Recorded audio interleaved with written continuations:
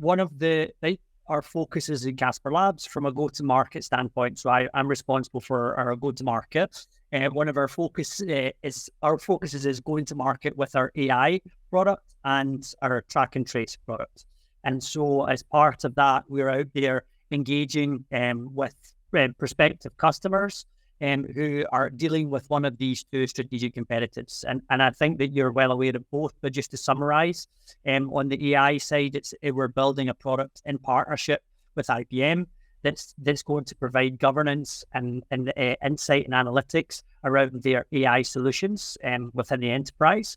And then on the track and trace side, it's a track and trace solution that where there's a couple of use cases that are at the very forefront. One is around helping companies, again, with the strategic imperative of their carbon emissions tracking, reporting, and how that features in their net zero plans, which almost all large companies across certainly Europe and the US are building and having to manage.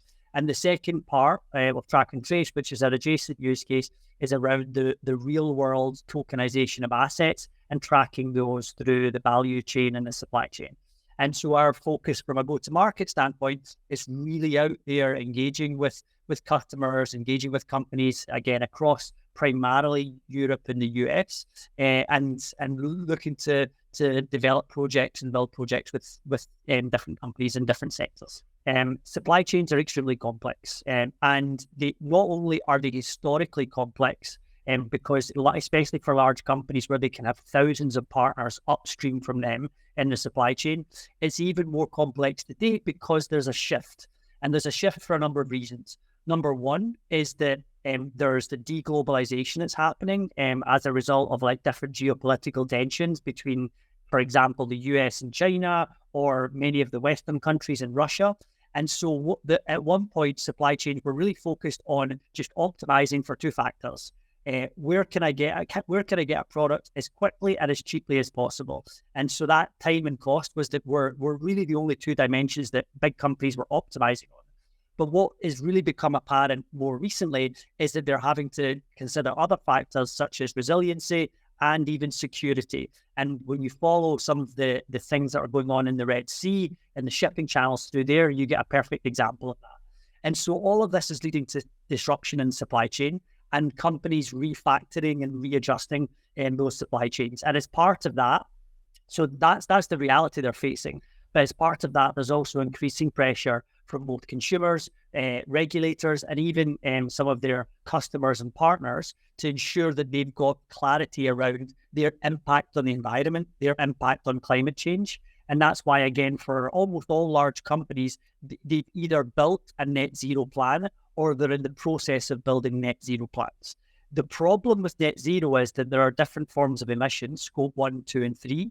And the most complex ones to really get transparency into is scope 3, because that's not just internal operations, that's everything upstream and downstream of a company. And that's where you touch on those complex supply chains. And this is precisely where the likes of blockchain holds, or blockchain-enabled solutions hold so much promise, because it can finally give you that real-time transparency into a very complex multi-party system, which is what the supply chains have.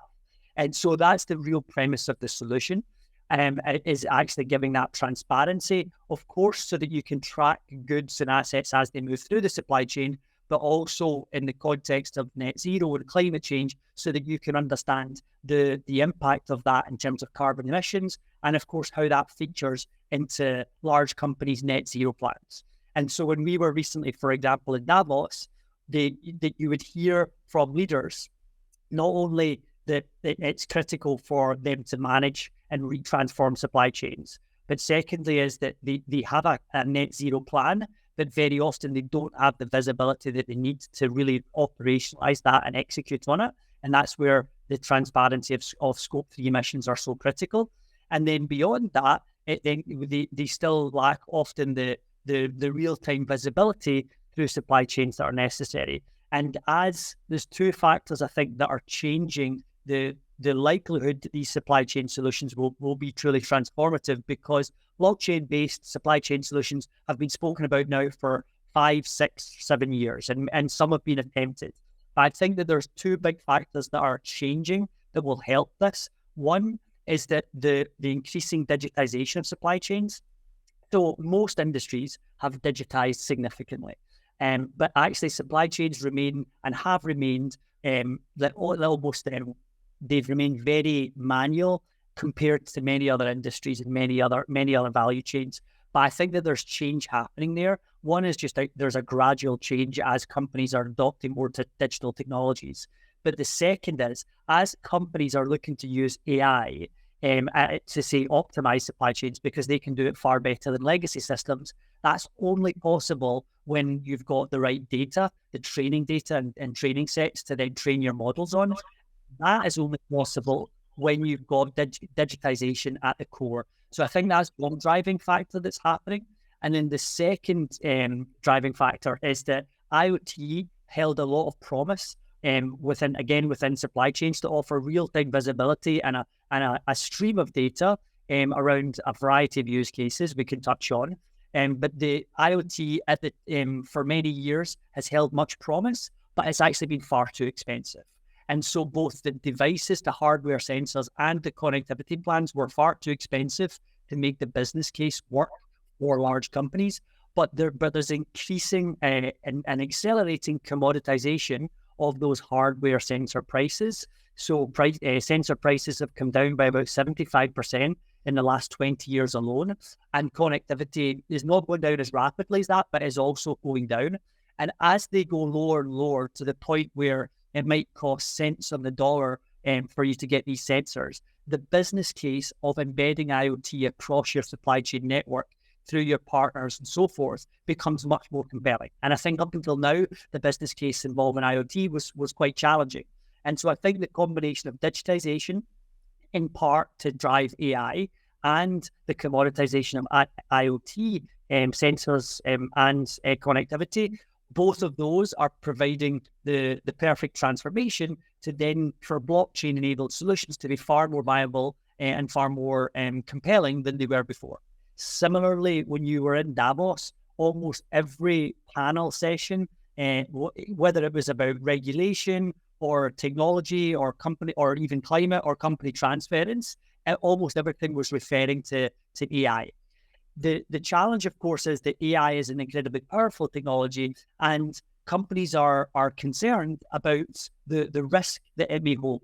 So they're convinced about the use cases and the business case, but they're also concerned about the potential risk. So addressing that risk is going to be critical for companies. And at the heart of that risk is when they are building AI solutions and those models, how are they governing the data? How can they ensure that the data that they're training from isn't leading to biases in the model, isn't leading to adverse outcomes, isn't leading to drift over time where a model that was once trusted is no longer trusted? And so actually having transparency around the data sets and then the outputs of those AI models is going to be critical. And so that's the scene that we are actually in, the problem that we're looking to address alongside IBM. And so what we're building is an AI governance and insight an analytics platform that will help companies have transparency around, again, where their data set comes from, and then particularly where data sets are multi-party. So where they come from public and private sources, where they come from different organizations, and where it's very challenging today to track the provenance and to have true transparency into where those data come from. And that's, again, where a blockchain-enabled solution can be incredibly powerful. And so at its heart, it's really about providing a level of transparency and control and reduced risk around AI models than is possible today. So both Track and Trace and AI, we're thinking about those as enterprise software solutions. So you can think of them as SaaS type pricing. Now, of course, the shape of that pricing is yet to be defined. So it could be license-based, it could be transaction-based or volume-based. And we will be flexible in working with clients around their needs around that, but it will be like a SaaS type pricing model for enterprise software. So that's number one.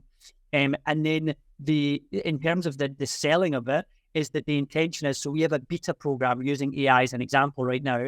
We have a beta program that's open and live and free to join.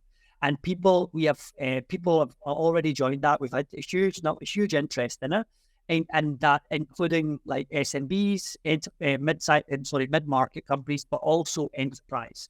And with those enterprise companies, they will, from the early stages, be able to test and use the product. They'll be able to shape product design, and we'll be able to shape the product around their requirements and their needs. And of course, the intention is that the people involved in that beta program can then become reference customers, and then of course can become hopefully enduring long-term customers of Casper Labs and that solution in partnership with IBM.